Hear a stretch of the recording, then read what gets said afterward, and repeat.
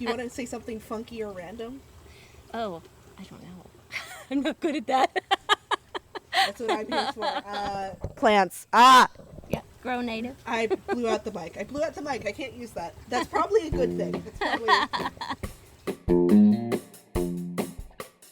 I want to ask you a question. Do you have plants at home? Do you know where those plants come from?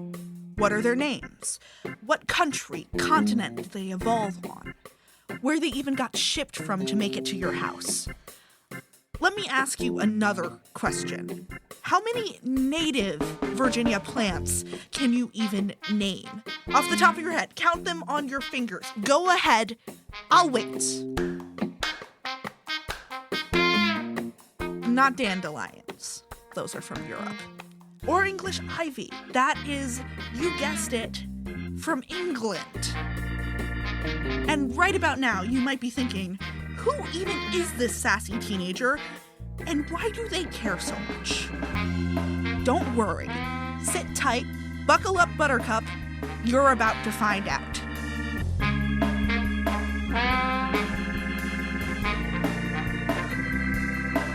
Hey y'all, I'm Shoshan Ferguson, and you're listening to the Arlington AMP podcast. If you hadn't already guessed it, we're talking about native plants today because, as it turns out, they are really, really important. So important that I made my mom drive me all the way out to Hampton, Virginia to visit a native plant nursery called Watermark Woods and to meet with an awesome lady named Julie Borneman who runs the place. Today on the show, we'll talk to Julie about why native plants matter and how to get your hands on them.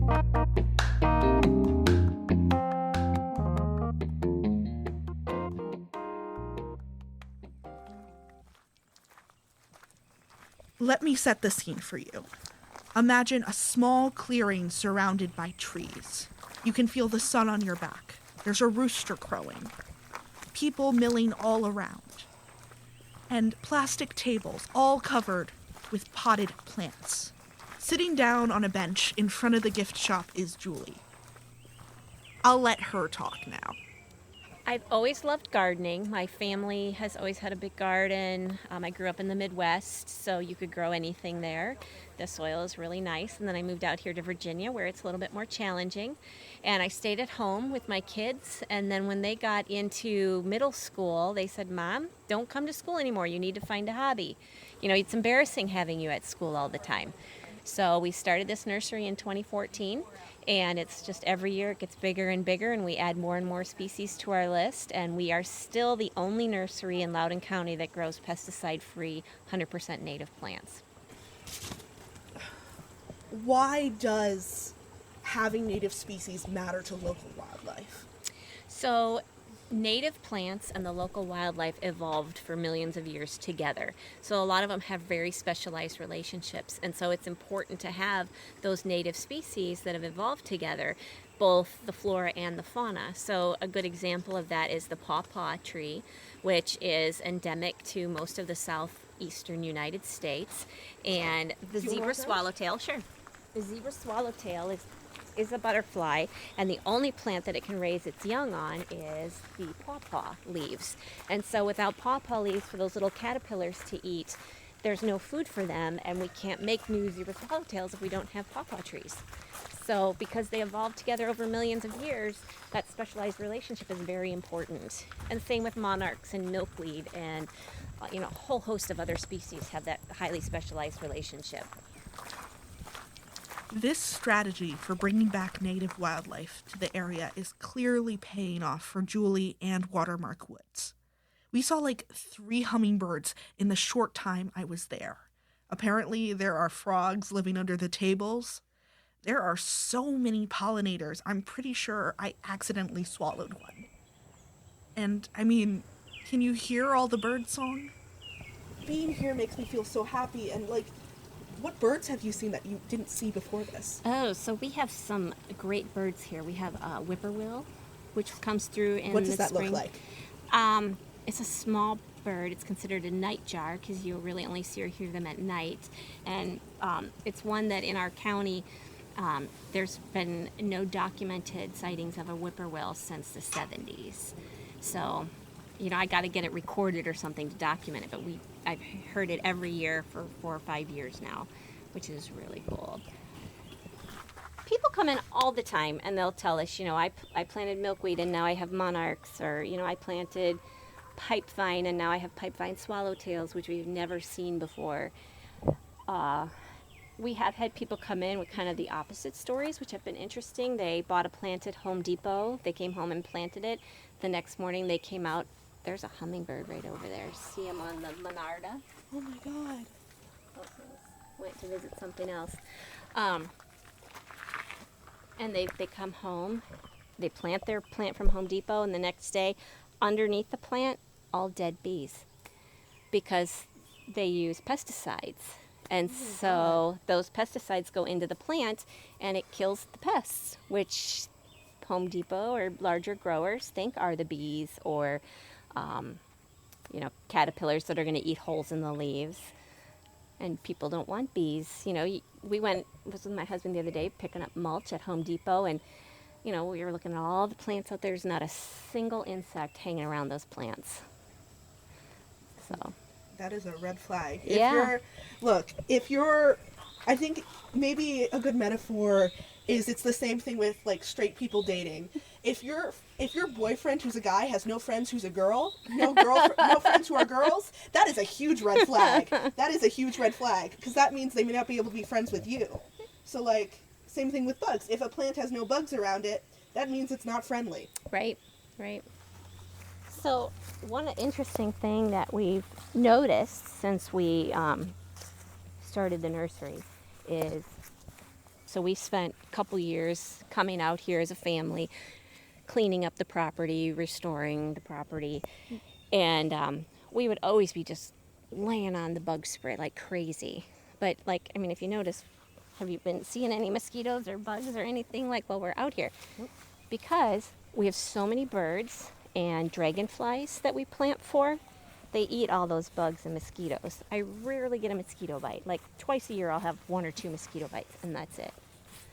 I know there's often this concept in our culture of wildlife is dangerous and, it's an evil and it's a monster and it's a beast in the woods. And oh no, it will steal your Ferrari and take it for a joyride.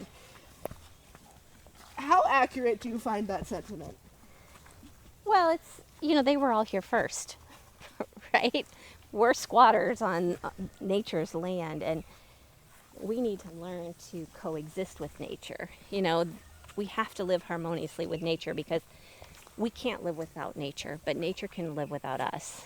So if humans disappeared, nature would be just fine. It would recover, it would be better off. But if nature were to disappear, so would humans. We can't survive without nature. What is the sort of ecological impact of the traditional grass and flower lawn? Well, nothing. There's nothing survives in that kind of lawn. Grubs, because they like the roots. But there's no pollinators there. It just sucks up resources. It's probably the biggest money suck most homeowners have is mowing their grass, either paying a service to do it, or you have to buy a lawnmower, you have to put gas in it, and then they're putting all that into the environment, and it's time. So, and then they fertilize it, which is money, and all sorts of nitrogen runoffs from that. So there's no value to the lawn. We need to really start rethinking how we look at our landscapes, that they not only can they be beautiful, but they also have to provide a purpose for the environment. So one thing, I just graduated from high school, and one thing I was always trying to figure out is, how do I get access to native plants? They're not at Home Depot. I don't have a car. My parents don't have time to drive me all the way out here. This was an hour drive. But I know that there are native plants in the woods, and I know that there are native plants just growing all around, or in my neighbor Bill's yard. Mm-hmm. What are good ways to sort of, ask people for those plants or harvest those plants from the wild? So it's illegal to harvest plants from the wild and seeds or cuttings, anything like that. People do it, but it's not good for the environment because that'll destroy the native population. You can get a permit to do stuff like that, but the best thing would be to talk to your neighbor Bill and get to know him and what does he like about plants, and maybe you could, help him grow something, or you could trade, maybe you could help him with his gardening and he'd give you some plants, or just find those relationships and other people who are like-minded, who like native plants, and just strike up those friendships, and things will spider web from there, and you'll get to know people, know more things. You'll find more avenues, and there's so much information on the internet, and you can mail order anything these days, including plants and seeds and stuff like that. So the focus of the story, at least, was supposed to be sort of how do you get access to these plants when you don't have any money or any resources or any time. What are the ways you've seen people sort of adapt when they don't either have a lot of, they don't have, all the space you have or, the time to put into the gardening? So they don't require a ton of care once they get established, because they've evolved here. If you don't have the money to buy the plants, maybe find one plant like mountain mint that's a fairly aggressive plant, or that golden groundsel that we saw over there. Plant that and let it take over an area. Now you've got your area filled, but you can also pull up those plants and trade with friends, find a plant swap in the area. A lot of those ecologically minded groups host plant swaps. Even some libraries will host a plant swap. You go to the library, you bring your plants, and everybody brings their plants, and then they just make trades. So there's a lot of ways, you can be creative about getting plants. What about people in apartments? What can they do? So it's interesting. If you look at the Audubon at Home program, and they can certify your yard, your apartment, anywhere as a wildlife habitat. And the program was specifically designed so that, homeowners can do it if you have 100 acres or 1 acre or a quarter acre, or if you live in an apartment. So you can do it on your balcony or your patio, and you can plant in pots. And native plants grow great in pots. And a lot of the species that are at risk are fly-in species. So if they have a list of 30 species, and if you get 10 of those species, you can get certified. That's like the basis of the program. They let the animals decide. If the animals come to your property, you're a wildlife habitat. So there's a lot of plants you can plant in pots on your deck that insects can come in and visit, and you can get a lot of enjoyment out of watching them come too. Hummingbirds and dragonflies and all the sorts of bees and butterflies and stuff. What's changed in your understanding of native plants over the years? Well, it's been quite a learning experience. In my background is computer science, not anything to do with plants. So is my mom's. Oh yeah, that's cool. And so when I got into this, I really had to start back at square one. I went to the local high school and took their horticulture class for a year, right alongside of all the high school students at the academies of Loudoun. And I learned so much, and just my understanding of what plants need. And, every plant is so different, and you can't just force a plant. If it doesn't like sun, it's not going to grow in sun. And so you really have to watch the plants and see what they like. So I think that patience and kind of letting go and listening to the plants and not forcing them to do what I want them to do has been quite a learning experience. But it's also been very rewarding. We'll sit here. We usually eat lunch over there on the benches. And we will just sit there and watch the butterflies come feed on the Joe Pye weed. And it's really cool, just to sit there and watch them. So the rewards are by far outweigh all the work. I think I have the best job in the world because I get to be outside as much as I want to. I work with great people. Plant people are always happy people. And, there's so many studies that being out in nature, helps you live longer, improves your attitude, and, makes you healthier, you get more oxygen. And I'm getting all this social contact with people who think the same way I do. So it's a lot of fun. Anything you want to say before we head out? I don't think so. It's been a pleasure chatting with you. This has been awesome! Yeah, thanks for coming out. Awesome.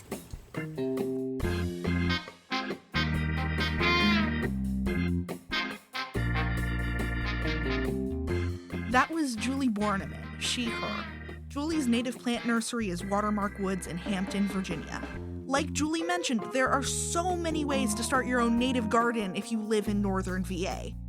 We'll link to all the resources Julie mentioned and a few extras in the show notes for this episode. Thanks for listening to the Arlington AMP podcast. I am Shoshan Ferguson, they, them. The role of Shoshan Ferguson in this episode was voiced by me, Fergie Ferguson. Julie Borneman played herself. Music in this episode was provided by the one and only Blue Dot Sessions. Special shout out in this episode to my parents for putting up with all my nonsense, as I put up with theirs. And to all my amazing co-interns at Arlington Independent Media. This story was produced as part of Arlington Independent Media's Youth Journalism Initiative. To join or support our local reporting work here in Arlington, check out AIM's website, www.arlingtonmedia.org.